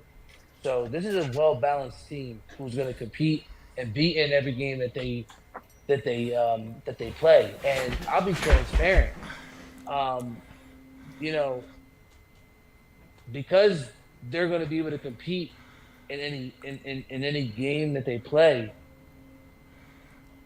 I think that when you look at that division and the way that's shaping up right now, they can end up with the second best record in the division. Because he can arguably, you can make a case that he can definitely be the second best QB in that division. I would have to say Matt Stafford is the best quarterback in that division. But you can definitely make the argument, and they're decimated right now. So they're going to be in the dumpster until they get their guys back. So the Cardinals have a unique spot to be in if they can be, you know what I mean? Because he can be better than the majority of the quarterback in any given game, outside of the top, maybe not 9 guys, but the majority of the games that they play, he'll be the best QB. No, Kyler. Yeah, Kyler. Go ahead, Daryl. Niners and Seahawks, bro. Yeah, I'm sorry with the Cardinals. Like, a big win for them. Definitely didn't expect that. I feel like I'm a year too early on the Kyler Marvin connection because they just not consistent. I mean, they've shown flashes of how special they could be, but I feel like once the Marvin just either gets a drop or not where he's supposed to be, that kind of forces Kyler to go up elsewhere as far as other options he trusts. So they need to get that connection down to really show their potential. Connor, he's just still consistent. I mean, the only thing that holds Jane Connor back is injuries. So far, so good with him. I mean, he's getting the ball. He runs hard every game. And still, they got McBride, the top tight end in this league, so they got some weapons. I just feel like they were just too decimated to begin the year to could be taken serious, especially on defense. I feel like just with Kyler's contract, it's gonna be tough to build a championship team around that. But they got some good pieces. As far as the Niners, it's surprising that they was held scoreless in the second half, especially against that defense that's not really known to be as good. what's the name? Ayuk. He finally introduced himself to this year with a big game. Showed him why they got paid, why he got paid, but it wasn't enough. Like I just said, Mason. He's filling the void of running the ball, but he's not. They're still missing that McCaffrey element, passing, catching out of the backfield. Like it used to be like when all else failed, Purdy can just dump the ball off to McCaffrey and they can get a first down easily. They missing that. Debo, he's really just kind of been limited as far as running and catching. And Kittle, he had a good game, 8 catches, 64 yards, but it's just not enough. I feel like that we're seeing Jeff's favorite stat play out right before our eyes. Like it's not going to work out for them this year. Like whether it be for injuries or just how they execute on the field. I feel like the Seahawks can run away with it. Well, not run away, but they can win that division. Over the Niners, just how based on what I've seen so far through 6 weeks. I feel like the Seahawks have played better. There's just a couple misses here and there that could have separated their record wise. But the Niners, I feel like I don't think McCaffrey's playing this year. So with that being said, that's going to limit them to again. I'm just used to them being the number one team throughout the whole year in the NFC. That's going to be different this year. I think they have, if I don't know, if they get right offensively as far as more consistently, less turnovers from Purdy. That's one thing that I'm seeing. He's forcing the ball a little bit too much because I feel like not having that security blanket with McCaffrey. If he limits those turnovers, I think I'll feel more confident in winning the division. But they could be a wild card team this year. And actually could have worked in their favor towards the end of the year. They might catch one of the top. Well, they're not going to pick the number one seed, but it could, based on seedings, whoever they match up against, they could catch them slipping or just be a mismatch as far as the overall team. But just not having McCaffrey, I don't see him coming back this year. That's going to limit them to maybe second round. I don't see them going back to the NFC Championship, just based on what I've seen.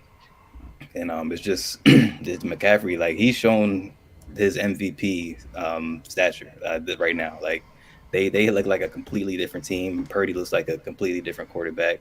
Just not having that security blanket, more onus on him, and he's making more mistakes. So the big win for the Cardinals, but more it says more about the Niners as far as where they at and where they're going to end up this year for me. Wait, hold on real quick. You know the Seahawks just lost to the Giants, right? I just wanted to know if you watched that game too. Like they just lost to the Giants. They gave up 257 and 230 for them. But all right, Danny Dimes.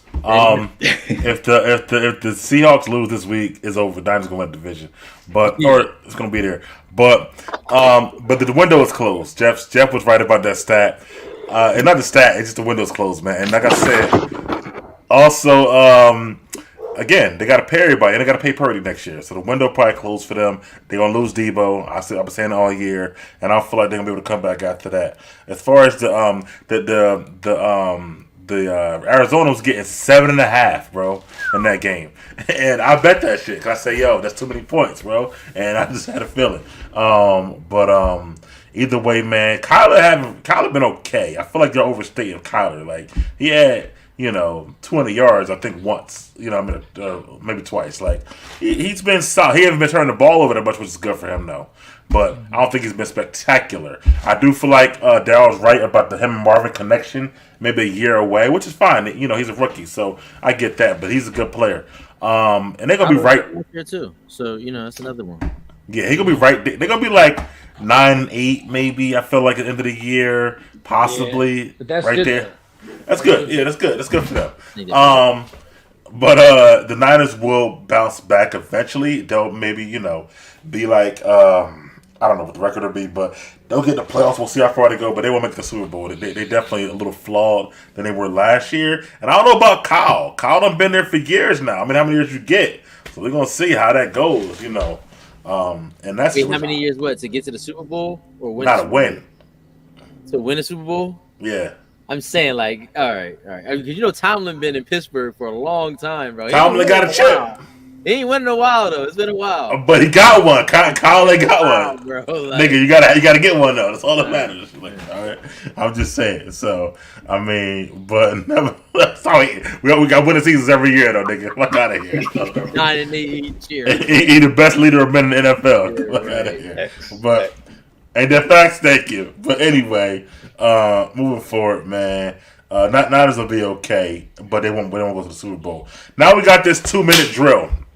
So these are quick topics. We have 30 seconds on each topic, on each team to kind of get them out the way since they did play this weekend. And each person give 30 seconds and their thoughts. What's the first one I had there? Hold on, what I missed. I didn't get this second page of topics. I'm just kind of putting. Really? I'm just free balling. What was on there? It's in Joe. I just got the one page. How you only got everybody's got both pages?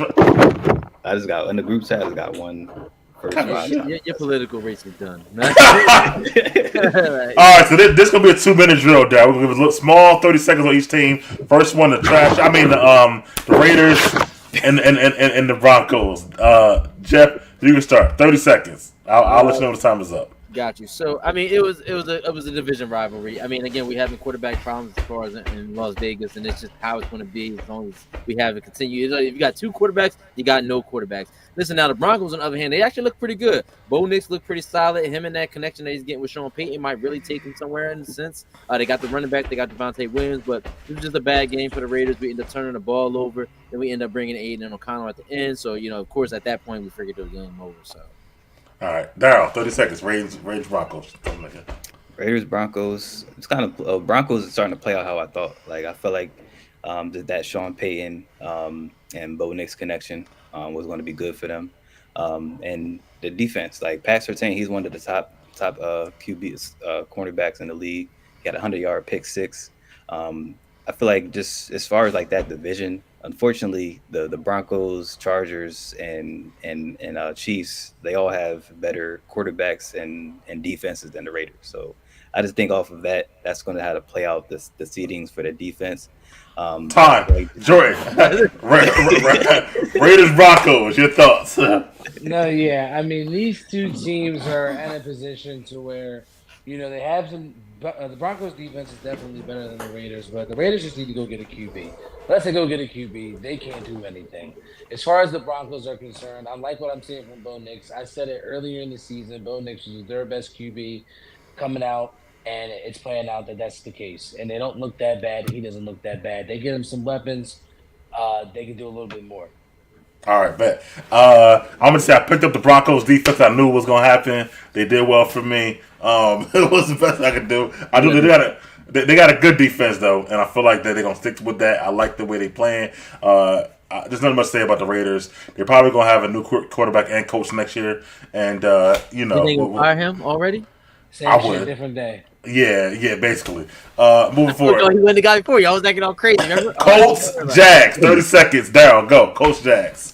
Colts, Jags. I mean, big bounce back for the Jags. Like their offense was anemic past few weeks. Brian Thomas Jr. Like he's showing as a legit number one. Sunshine's able to go to him, and he's able to make plays. Flacco, he's still making plays for the Colts, but it wasn't enough. But big bounce back for the Jags. I still feel like they in the rebuild year. Not gonna make the playoffs, but big win for them. Jordan, Colts, Jags. No, yeah, I agree with Daryl. I thought that was a big bounce back win for the Jags. They needed that. They lose that game, then there's rumblings there. Is Doug Peterson the coach? What's going on with Trevor Lawrence? They almost did give the game up. They had a 2-touchdown lead in the fourth quarter. Joe Flacco came in there and waxed them. Okay, so that was not good. Other than that, the Colts, man, we'll see what if AR can get back. The team looked really a little bit better with Joe, but we'll see how that looks when AR gets back. Jeff, Colts, Jags. I'm with Jordan. I like the team with Joe Flacco. He gets the ball spread around. He passes it to everyone. He had 359 yards, 3 touchdowns. Sunshine finally did get off the small bus, and they got to win, even though he has a stadium named after him, which is crazy ironic. It's nuts. Dougie P is on the hot seat. If he don't get something done cooking, he's probably getting fired. ETN is hurt. They got Bigsby. Maybe they think they got to do a headed backfield. We'll figure that out in the next few weeks. The Jags got a young quarterback on a big contract, and Dougie P don't get it done. I feel like he will get fired. They're going to want to bring in another coach to kind of grow with him and that contract that he got. So I feel like it's a problem with with the Colts. This year, this week they go against the Titans, one of the league's best pass defense. We'll see how good Flacco is. AR should probably start another week, come back the following week, in my opinion. All right, last one, Seahawks Giants, 30 seconds. Jeff, go. Crazy. Seahawks had the game in their hands. The Giants with the block kick. Actually, when you look in the rule book, it's legal to hold the defender down while the other person jumps over them as long as he doesn't touch him. That's crazy. Danny Dimes, 257, 3 touchdowns. The Seahawks are who we thought they are. They look like they're losing grip with this whole entire division. I don't expect them to win it, but you know what? Geno's been playing pretty good football, and DK been out of this world. Daryl, Seahawks Giants, go.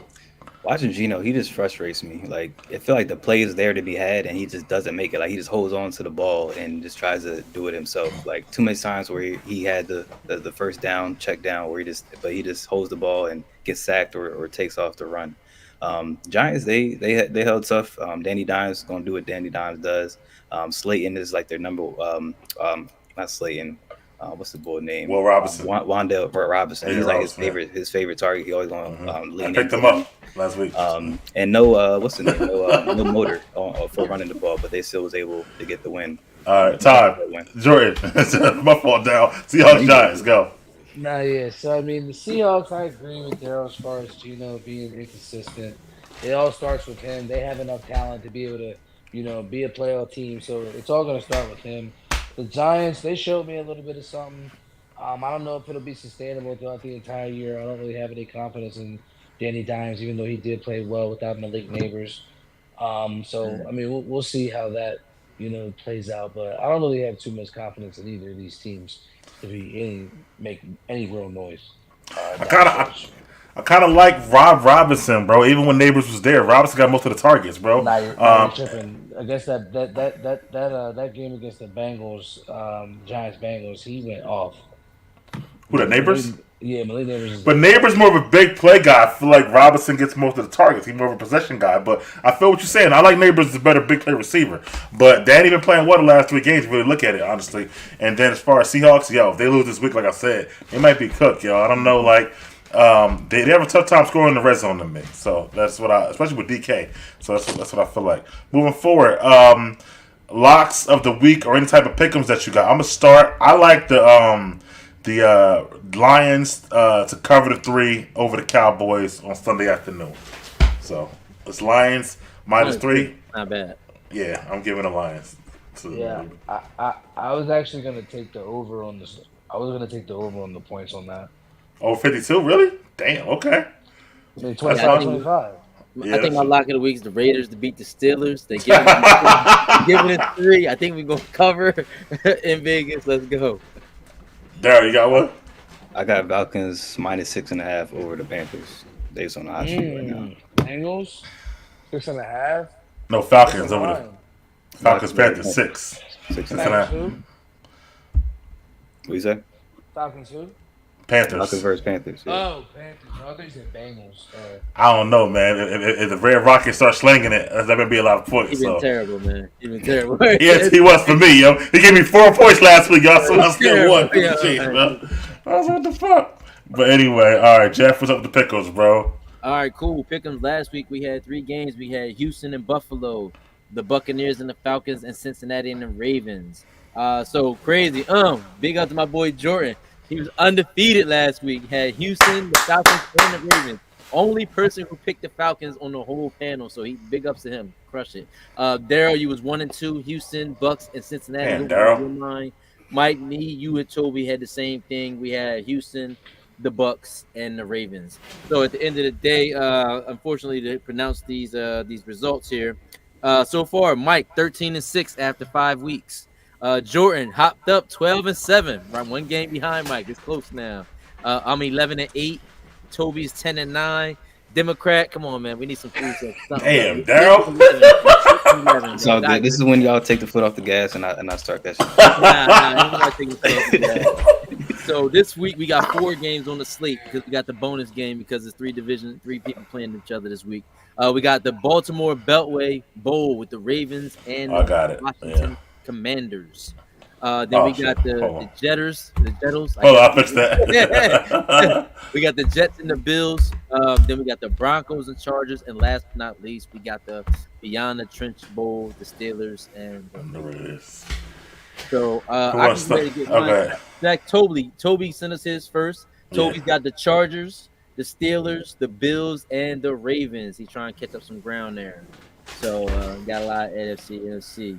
So let's go ahead, Mike. What you got, bro? Oh, I got let me get I wanted to say I only took the Bucks because I had ground on Jordan. I was gonna take the Falcons too, but sorry, I did. I know, but I'm gonna go Baltimore. I'm gonna go with the Bills. I'm gonna go with that Broncos game actually tough a little bit. I know that's why I wanted that one because we don't know who's going to show I'm up. gonna go Baltimore. I'm gonna go Bills. I'm gonna go Steelers, of course. That's gonna be a blowout. And then I'm gonna go. I'm gonna go Broncos at this moment. That's what I'm gonna At this moment, so we should expect a change. So Or maybe. That's what I'm gonna say. go ahead, Daryl. Submit your change by Friday, nigga. Yeah, they just got to do on Friday. All right, that's cool. More than All right, man. Go ahead, Daryl. I like that Ravens Commanders match. That should be like a Sunday or Monday night game. Like I feel like it's gonna be a good one. But I'm gonna go with the Ravens at home with that one. I'm gonna go with the Jets. I feel like they're gonna ride the momentum of the interim head coach just at least for 1 week. Okay. And I got the Broncos and I got the Steelers. Okay. Let's go, JB. I got the Ravens. I got the Jets as well.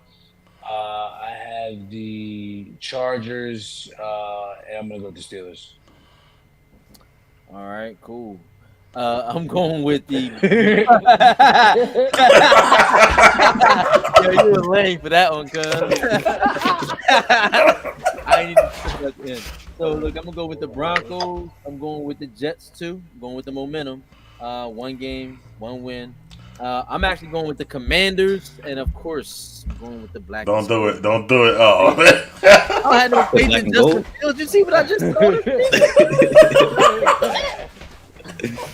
I had no faith in that. Listen, man, we're gonna make up some ground this week. It's all good. It's all good. It's all good. All right. Well, thank you all for watching. Who did like, comment, and subscribe. You know, Toby, we'll get back to him when we can. Shouts out to him. Thank you, Jeff. Thank you, Jordan. Thank you, Daryl. And we'll be back next week. For that, we out. Peace. There you go.